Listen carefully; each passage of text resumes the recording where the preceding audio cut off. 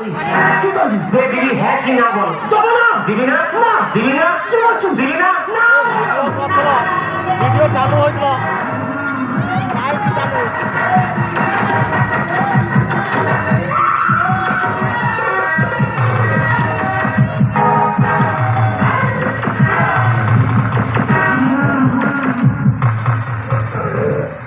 ও ধামন বাচ্চা, ধামন বাচ্চা, তুমি কি বিয়ের জন্য পাগলা হয়েছো?